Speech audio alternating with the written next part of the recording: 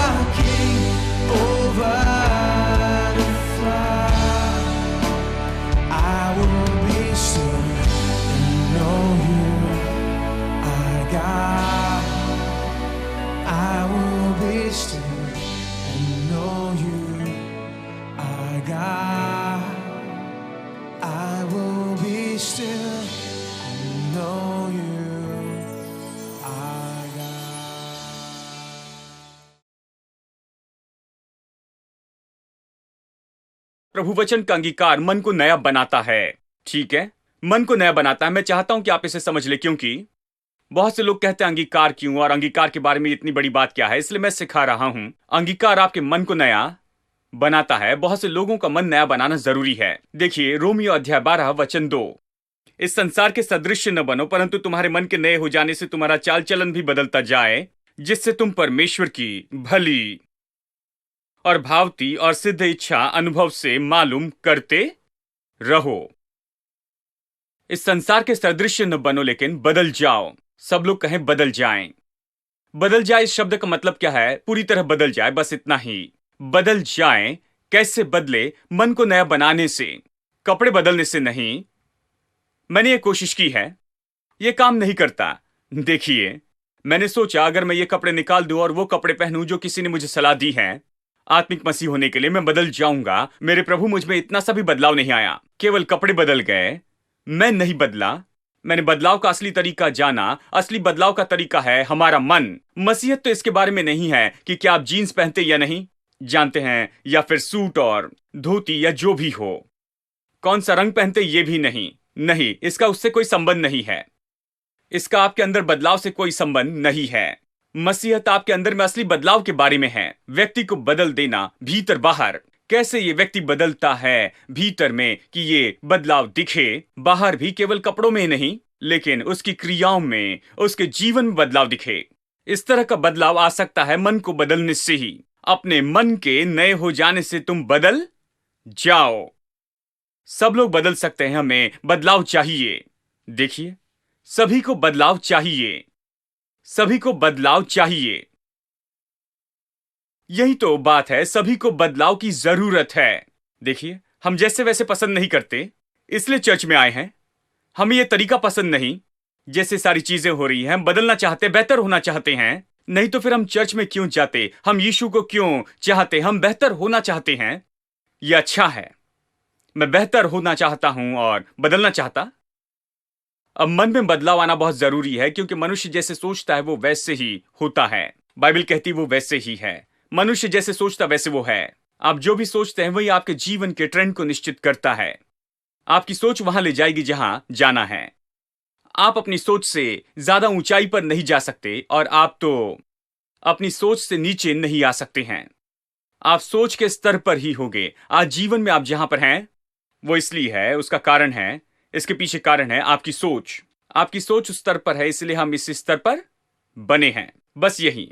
देखिए, मसीह जीवन में सोच तो बहुत ही महत्वपूर्ण बात है, यानी सोच बदलनी चाहिए। अब बहुत से लोग सोच में गलत है, इसलिए अपने जीवन में भी वो गलत हैं। देखिए, आपको सोच बदलनी है, उसके बाद में जीवन बदलता है। देखिए, और ये हमारे हाथों में है। हमें बदलना है, हमें अपने मन को नया बदलना है, हमें प्रभु का वचन लेना है, अपने मुंह से अंगीकार करे और अपने मन को नया बनाए परमेश्वर के वचन के द्वारा। अब बहुत से लोग सोच में गलत होते हैं। वो कहते हैं, बहुत से लोग कहते हैं परमेश्वर ही है वो जो हमें सारी समस्याएं देता है। जैसे एक भाई ने कहा, प्रभु मुझे कुचल रहा है, मुझे पता नहीं क्यों, लेकिन मैंने प्रभु से कहा, प्रभु तू मुझे कुचल दे। मैंने कहा, मेरे प्रभु, क्या आप जानते हैं जब आप कहते हैं शैतान देख रहा है और ये कहता है प्रभु तू मुझे कुचल, प्रभु और जोर से कुचल, वो सोचते हैं प्रभु उन्हें कुचल रहा है। उनकी सोच उन्हें दुख उठाने में ले जाती है।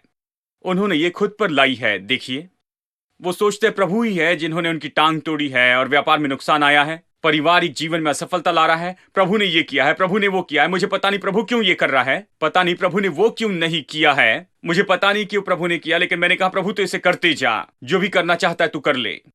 ये कितने महान व्यक्ति हो गए हैं गलत सोच है। लेकिन यीशु ने हमें किस तरह से सिखाया है।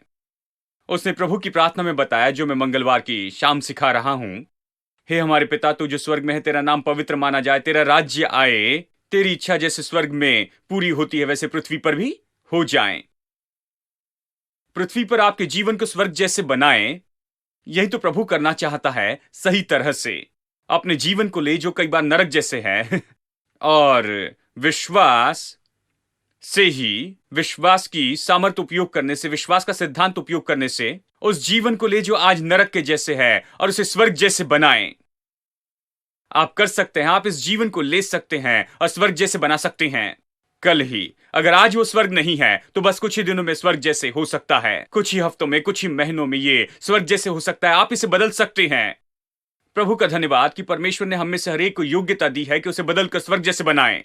हम इसे कैसे करें? अगर आप ये कहे प्रभु तू मुझे कुचलते चले जा, तू मुझे कुचलते चले जा, जो भी तू चाहे वही कर, मुझे पता नहीं, लेकिन तू ऐसे करते चले जा, तो केवल विनाश होगा। जानते हैं, शैतान आपको हर तरफ से विनाश करते चले जाएगा, हर तरफ से वो आते जाएगा। आप इसे कैसे करेंगे? ये कहता है तेरा राज्य आए, तेरी इच्छा पूरी हो। ग्रीक भाषा में बहुत ही मजबूती से कहता है। मैं मंगलवार के दिन बता रहा था, ये केवल इतना ही नहीं कहता कि तेरा राज्य आए, तेरी इच्छा पूरी हो। यहां पर ग्रीक में शब्द को जोर दिया है कि आए और हो जाए, ये सामने रखे गए हैं। यानी ग्रीक में ये इस तरह से पढ़ा जाता है, आ परमेश्वर का राज्य, हो जाए परमेश्वर की इच्छा। यही तो ये पढ़ा जाता है, आ परमेश्वर का राज्य और पूरी हो परमेश्वर की इच्छा। अब देखिए, ये कहने में क्या फर्क है कि आए, तेरा राज्य आए, तेरी इच्छा पूरी हो, और आ परमेश्वर का राज्य और पूरी हो परमेश्वर की इच्छा। इन दोनों में क्या फर्क है? फर्क तो यही है। कुछ लोग इस तरह से प्रार्थना करते जाते हैं, हे प्रभु यीशु कृपया कर, मेरी तू मदद कर। ये प्रार्थना का एक स्तर है। कई बार प्रभु मदद करता है, प्रभु भला है, जानते हैं, वो पुकारते हैं, प्रभु मदद करता है, लेकिन आपको बेहतर होते जाना है प्रतिदिन प्रार्थना में, और फिर आप परिपक्व विश्वासी हो जाते हैं, प्रभु की इच्छा को जानते हैं। उसके बाद में आप जानते हैं कैसे प्रार्थना करते हैं, प्रभु यीशु कुछ कर, मेरी मदद कर, ऐसा नहीं, लेकिन आप अधिकार के साथ प्रार्थना करते हैं, जानते हैं कि परमेश्वर की इच्छा क्या है, और आप कहते हैं आ परमेश्वर का राज्य, आ परमेश्वर की इच्छा, मैं इसे नहीं लूंगा, इसे नहीं सहूंगा। मैं जानता हूं मुझे क्या चाहिए, क्योंकि प्रभु वचन कहता है कि ये सब कुछ मुझे दिया गया है, मुझे वही चाहिए, ये नहीं, मुझे बस वही चाहिए। मैं इसे नहीं लूंगा, केवल उससे ही लूंगा। मुझे वो चाहिए, ये नहीं। यही तो फर्क है। देखिए, जब आपके पास नया मन होता है, आप ऐसे व्यक्ति हो जाते हैं, आप अपने लक्ष्य के पीछे बड़े स्पष्ट रूप में चलने लगते हैं। स्पष्टता के साथ में आप कहने लगते हैं, ये नहीं, मुझे वो चाहिए। मैं असफलता की ओर देखकर ये नहीं कहूंगा कि किसी कारण प्रभु ने मुझे असफलता दी, नहीं, मैं असफलता की ओर देखकर कहूंगा परमेश्वर मुझे विजय देता है। जानते हैं, प्रभु मुझे विजय देता है। शायद मैं गड़बड़ी करूं और असफलता पाऊं, हाँ, शायद कोई और मेरे लिए कुछ गड़बड़ी कर बैठे, हाँ, लेकिन प्रभु मुझे विजय देता है। मुझे उस विजय में चलना ही होगा। और इसलिए कहता है कि संसार के सदृश न बनो, लेकिन तुम बदलते जाओ मन के नए हो जाने से। क्यों? कि आप साबित कर सके कि परमेश्वर की भली भांति और सिद्ध इच्छा क्या है। चलिए सरल शब्दों में बताऊं कि आप साबित कर सके विजयी जीवन अपने जीवन में ही, कि आप साबित कर सके कि आप विजयी रूप में जी सकते हैं, कि आप परमेश्वर की सिद्ध इच्छा को साबित कर सके, परमेश्वर की सिद्ध इच्छा आपके जीवन में पूरी हो जाए। विजय इसी के बारे में है। यदि परमेश्वर की सिद्ध इच्छा आपके जीवन में होती है, विजयी जीवन तो बस यही है। ठीक है, इसलिए इस संसार के सदृश न बनो, लेकिन अपने मन के नए हो जाने से तुम्हारा चाल चलन भी बदलता जाए, कि आप निश्चय ही परमेश्वर की सिद्ध इच्छा साबित कर सके, कि आप परमेश्वर की सिद्ध इच्छा में जी सके, आप विजय में जी सके इस जीवन में। मैं आपको बताऊं दोस्तों, आप विजय में जी नहीं सकते इसके बिना, आपके मन के नए हो जाने के बिना ही। आपको वचन में जाना है, देखना है प्रभु की इच्छा क्या है। आप नहीं कह सकते जो भी हो रहा है प्रभु की इच्छा है। एक भाई दूसरे विश्वासी से कह रहे थे, एक दिन मैं उन्हें देख रहा था, वो गंभीरता से बातें कर रहे थे। वो कह रहे थे, जानते हैं चाहे जो भी हो, मैं इसी तरह से रवैया रखता हूं कि जो भी हो रहा है इसलिए हो रहा है क्योंकि परमेश्वर यही चाहता है। और दूसरे ने कहा आमेन। देखिए ये आसान है, इसके लिए चर्च जाने की जरूरत नहीं है, आपको वचन में जाने की जरूरत नहीं, कुछ समझना नहीं, आपको कोई शिक्षा भी जरूरी नहीं है। देखिए यही वो लोग हैं जो चर्च में जाकर कहते हैं 10 मिनट और बस इतना ही, उसके ऊपर नहीं, और सभा खत्म हो जाएगी। 10 मिनट का संदेश काफी है। इन दिनों में संदेश बड़ा होते जा रहा है, जानते हैं क्योंकि वो किसी बात का विवरण नहीं चाहते, प्रभु वचन से कुछ भी शिक्षा पाना नहीं चाहते हैं। पता नहीं 10 मिनट में क्या प्रचार करेंगे वो। मैं ऐसे चर्च में पास्टर नहीं होना चाहता जहां हर समय मुझे 10 मिनट प्रचार करना पड़े। 10 मिनट में मैं बता सकता हूं, लेकिन अगर मुझे प्रचार करना है तो मुझे ज्यादा प्रचार करना है, क्योंकि आपको ये बातें सीखनी होगी। जानते हैं, अगर पायलट ट्रेनिंग के लिए जाते हैं तो आप ये नहीं कह सकते कि 10 मिनट में मुझे सिखाइए, इससे ज्यादा नहीं नहीं, क्योंकि आप लोगों को उड़ा ले जाएंगे मैं हवाई यात्रा नहीं करना चाहता जहां वो उड़ा रहे हैं जो बस 10 मिनट सीख कर मैं उसके प्लेन में बैठना चाहता हूं जो कई घंटों तक प्लेन चलाए हैं, उनके पास बहुत सा अनुभव है। और ये तो फ्लाइंग से भी बहुत बढ़कर है, ये तो विश्वास से जीने के बारे में है। और निश्चय आपको इसे सीखना होगा, सही तरीके से सीखना होगा। आमेन। यानी इसमें आपको काम करना है। मन को नया बनाए, प्रभु के वचन में जाए, देखे प्रभु का वचन क्या कहता है। प्रभु की इच्छा आपके जीवन में पूरी हो। जो भी आता है उसे लेकर यह न कहे कि यह परमेश्वर की इच्छा है। मुझे याद है बचपन में हम गीत गाते थे कि स्वर्ग नीचे आया और महिमा ने मेरे प्राण को भरा। अद्भुत गीत है, मैंने कई बार इसे गाया है जब मैं नौजवान था, और मेरे गाने के बाद में कोई प्रचार करता और उसे कैंसिल करता था। वो ये कहते कि जो भी हो रहा है ये प्रभु की इच्छा है, आपको इसे स्वीकार करना होगा। और सब लोग कहते आमेन आमेन हालेलुया। जो भी हो रहा है ये प्रभु की इच्छा है। हम क्या कर सकते हैं? हम कुछ नहीं कर सकते। जो भी हो रहा है ये प्रभु की इच्छा है। मेरे प्रभु, ये तो सच में कितना विनाश का जीवन है। आपको यहां से परमेश्वर की इच्छा देखना है, अपने जीवन को देखने से नहीं, और आप जो देखते हैं उससे नहीं। आपको यहां पर परमेश्वर की इच्छा को ढूंढनी है जो प्रभु ने कहा है, और बाहर जो होता है उन बातों से नहीं। और जो हो रहा है उससे बदलते जाना है यहां पर देखने से, प्रभु के वचन में। आमेन। तीसरी बात है, प्रभु वचन का अंगीकार दिल को बदलता है। दिल को बदलता है। बहुत से लोगों का दिल बदलना जरूरी है। दिल कैसे बदलता है? देखिए नीति वचन अध्याय 16 में और वचन 1, मन की युक्ति मनुष्य के वश में रहती है, परंतु मुंह से कहना यहोवा की ओर से होता है। अद्भुत वचन है। मन की युक्ति मनुष्य के वश में रहती है, परंतु मुंह से कहना यहोवा की ओर से होता है। क्या कहता है? यह कहता है प्रभु हमारे दिल को तैयार करता है, और हमारे जीभ का उत्तर यानी हम जो कहते हैं प्रभु का प्रभाव होता है, ताकि दोनों प्रभु की ओर से आते हैं। प्रभु ने हमारे दिल को और मुंह को इसी तरह से बनाया है कि उसके सहयोग में काम करे। हमें समर्पण करना है। यदि आप दिल खोलें तो प्रभु अपने वचन को आपके दिल में डालेगा। ये कैसे? आप उससे अंगीकार करते हैं। नीति वचन 4 वचन 20 कहता है, मेरे पुत्र मेरी बातों की ओर ध्यान धर और मेरी बातों की ओर तू कान लगा, वरन इसे तो अपने मन में धारण कर ले। ठीक है, इससे अपने मन में धारण कर ले। ठीक है, तो आप इसे कैसे धारण करते, कैसे रखते हैं? केवल कहने से अपने दिल में रखते हैं। वचन आपके दिल में कैसे जाता है? जब तक न कहे ये दिल में नहीं जाएगा। आप इसे कहे, यहोवा मेरा चरवाहा, ये आपके दिल में जाएगा। आप ज्यादा कहते जाएंगे और गहराई से जाएगा। जितना ज्यादा कहेंगे उतना ज्यादा दिल में बोता चला जाएगा। फिर आप पाएंगे ये आपके दिल में बढ़ते जा रहा है जितना ज्यादा आप कहेंगे, क्योंकि प्रभु ने आपको ऐसे बनाया है। प्रभु ने आपके दिल को और आपके मुंह को बनाया है कि उसे आप सहयोग देते चले जाएं, ताकि वो आपके जीवन में काम करते जाए। यानी प्रभु अपने वचन को ले सकता है और आपके मुंह का उपयोग कर सकता है कि वचन को आपके दिल में रख दे। क्या यह अद्भुत नहीं कि आपके दिल को तैयार करे एक महान भविष्य के लिए?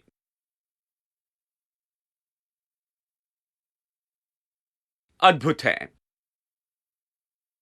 कई साल पहले मैंने इस तरह से सत्य सुनना शुरू किया और आज पीछे मुड़ के देखूं तो मैं जानता हूं प्रभु मेरे दिल को तैयार कर रहा था। मेरे दिल को तैयार कर रहा था कि मैं ऐसा कुछ करूं। मेरे दिल में वचन बोना शुरू किया। कई साल पहले मैंने इसे शुरू किया था और उस समय मैं कुछ महान काम नहीं कर रहा था, कुछ उत्पन्न नहीं कर रहा था, कुछ नहीं कर रहा था। मैं बस सीखने वाला था, सीख रहा था। और जो प्रभु ने कहा उसे कहना शुरू कर दिया। प्रभु ने जो वचन में कहा उस पर विश्वास करने लगा। जो प्रभु ने कहा उसे मैं वहां पर फिर कहने लगा कि मैं कैसे रहूंगा, मैं क्या हो जाऊंगा, मेरी सेवकाई कैसी होगी, मेरा परिवार किस तरह से होगा, मैं कैसे हो जाऊंगा अपने आत्मा, प्राण और शरीर में, अपने हाथों के कामों में, अपने धन में, मैं कैसे हो जाऊंगा। इसे कहने लगा।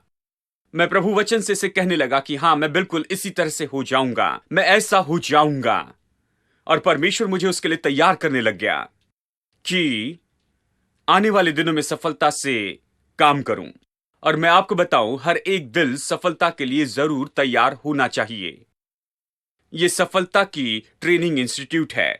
शायद आप कहे, खैर भाई, मैं कुछ हफ्तों से यहां पर आ रहा हूं, कुछ नहीं हो रहा है। क्या मैंने ये कहा कि कुछ हफ्ते आने पर कुछ हो जाएगा? एक बात तो निश्चित ही हो जाएगी, मैं आपको बताऊं। धीरे धीरे आपका दिल तैयार हो जाएगा, सफलता के लिए तैयार होगा, महान कामों के लिए तैयार होगा, ऊंचे जीवन के लिए तैयार होगा, पवित्र जीवन के लिए तैयार होगा, ज्यादा सफल जीवन के लिए तैयार होगा, ज्यादा संपन्न जीवन के लिए तैयार होगा, ज्यादा विजयी जीवन के लिए तैयार होगा। आपका दिल तैयार हो जाएगा। कितने लोग चाहते हैं कि दिल तैयार हो जाए?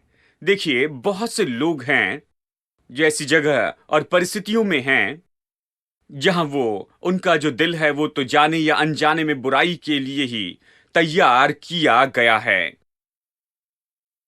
बहुत से जवानों का दिल, क्योंकि वो गलत परिस्थिति में रहे, गलत जगह पर रहे, इसलिए बुराई के लिए तैयार किया गया है।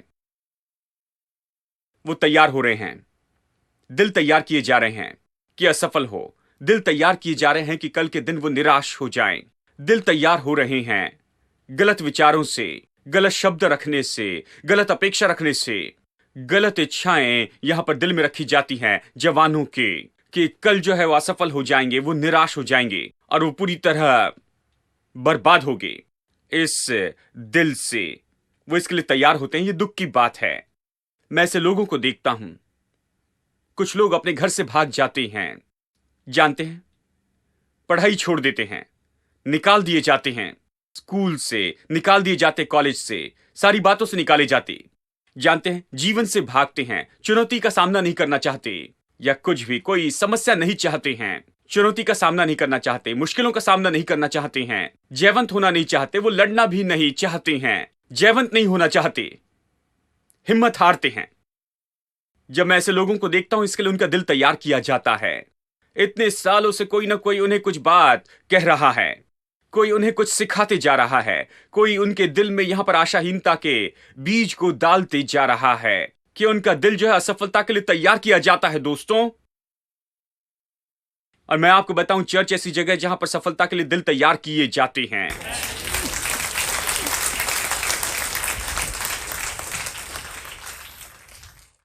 मन की तैयारी जो है मनुष्य में, वो प्रभु की ओर से है।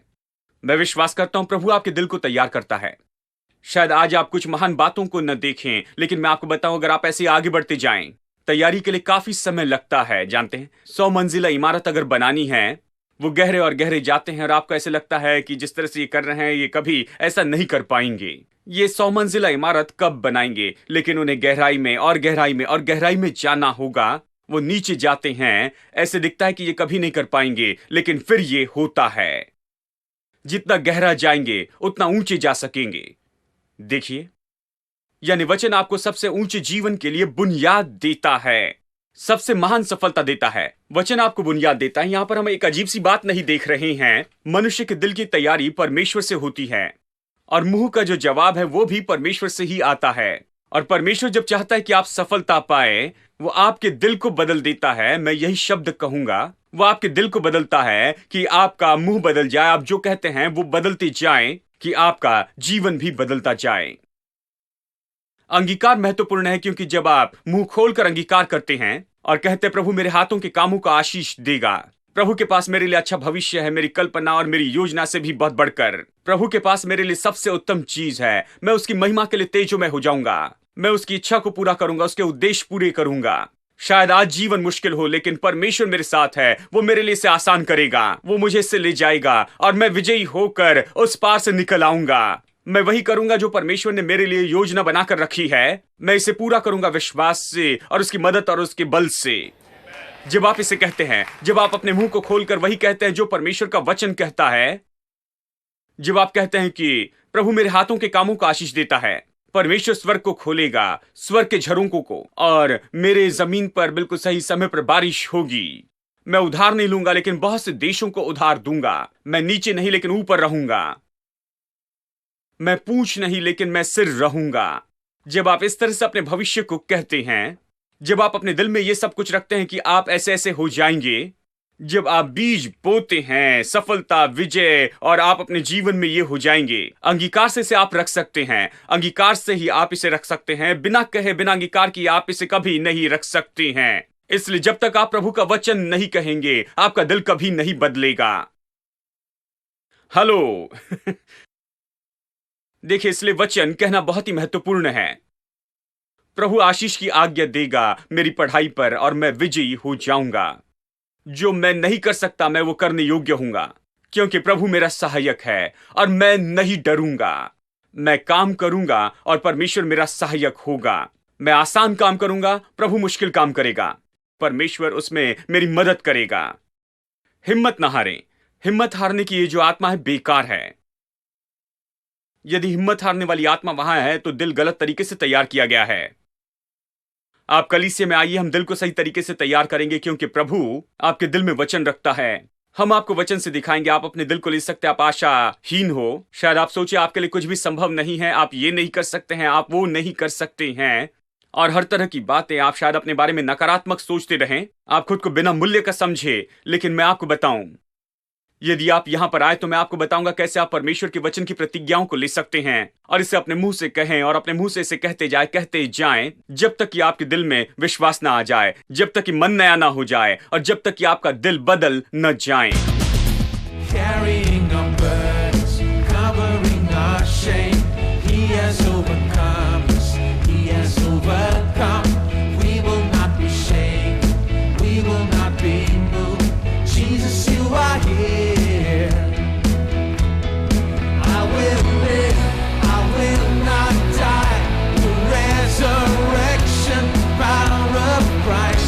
Alive in me, and I am free in Jesus.